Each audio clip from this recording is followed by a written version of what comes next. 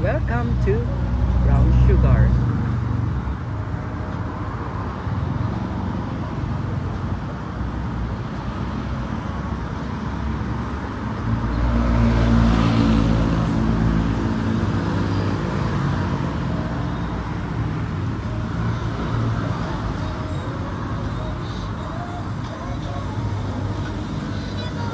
Lineman Wong Bongay User's Choice.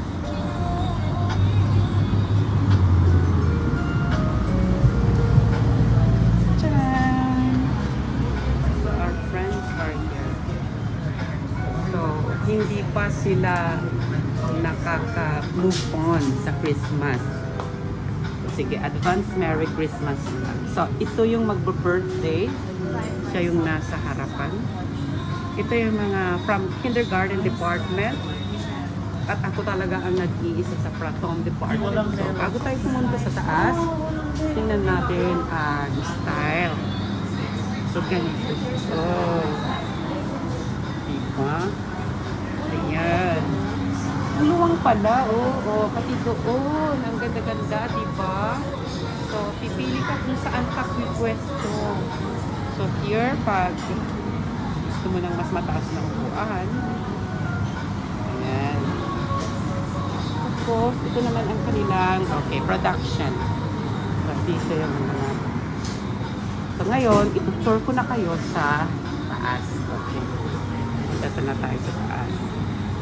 So, again, Merry Christmas. Today is February 13.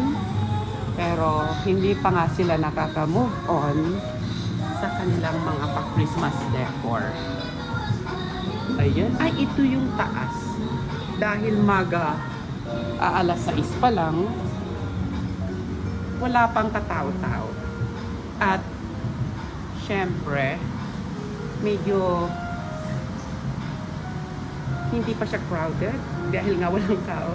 Ano siya, maganda pa ang nakikita nyo lighting, maliwanag. So, kitang-kita nyo ang ganda ng Brown Sugar.